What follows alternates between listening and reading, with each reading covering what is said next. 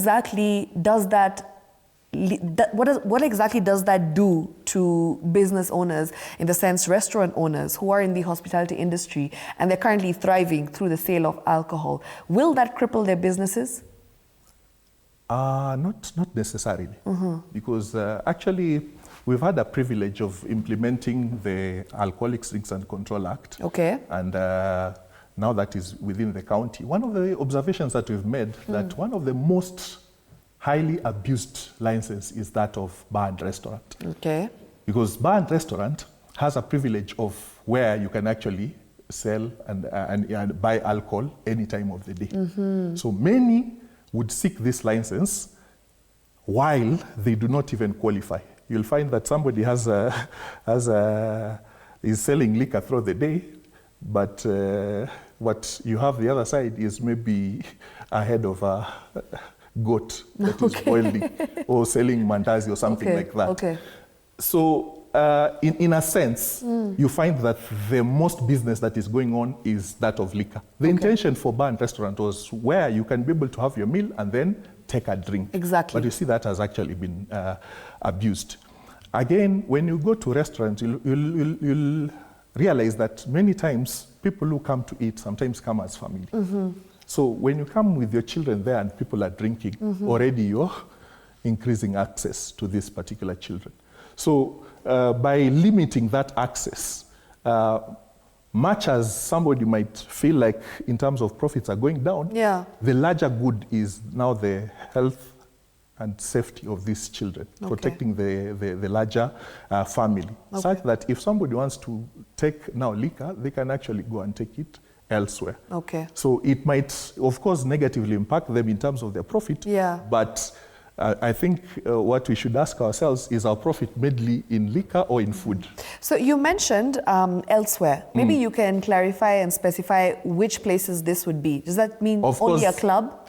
Yeah, of course, there are different licenses. There's odd bar licenses, there's clubs, there's of course wines and spirit places where somebody can actually be able to go, and you don't take there. You don't take it at site, you are able to go and take it elsewhere, where of course as a responsible adult, you try to ensure that there are no children around.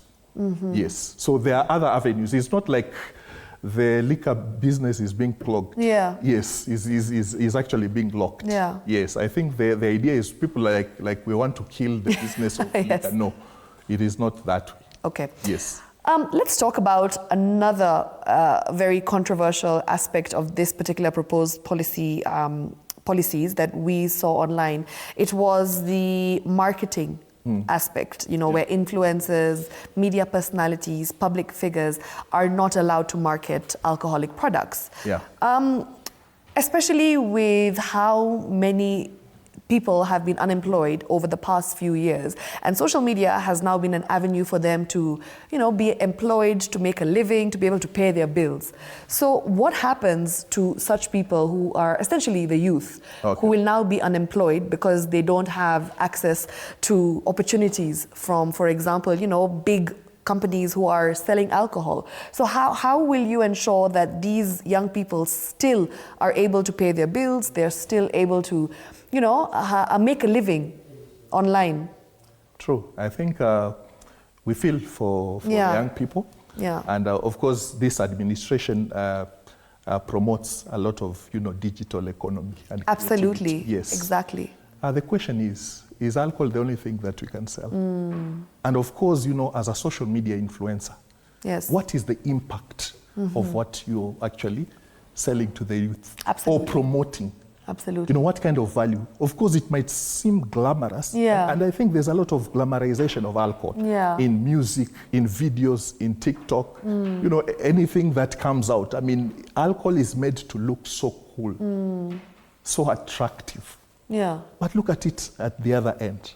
When all these young people get into alcohol, the kind of, you know, the negative effect. In fact, we usually have been saying, and I think you've seen it over the past few days, that science and you know, according to, you know, health, neuroscience and all that, it has actually shown that the brain continues to develop up to age 25. Oh. And actually the last part to develop is the prefrontal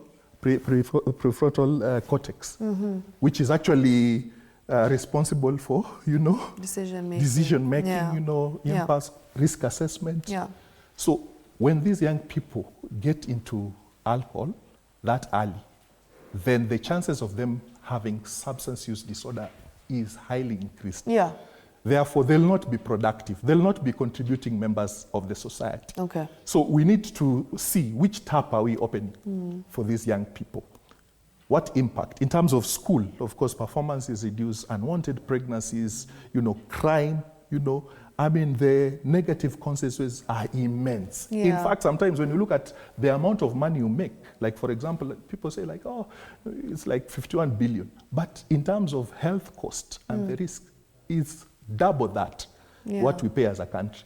So what we're encouraging young people, because they are very sharp-minded and creative. Yeah. They usually say that if you can sell alcohol, you can sell anything. Yeah. So there are many other things, creative things that can actually be done, where we can actually make our young people to be more productive rather than getting lost in alcohol when they're young. Of course, when they're much older, they can be able to take. When they can be able to assess and actually make better decisions about their life, establishing family, even becoming productive in work and all that. But now if we are saying that alcohol is the only thing that can be done, then as a society we need to reevaluate. We need to actually scan our environment, scan the communities where we live in. And of course there are all these mental health problems. Young people are going through stress. Okay. And stress, when you mix with alcohol, is a double tragedy. Yeah. Yes, so that is one of the things that we want to encourage young people.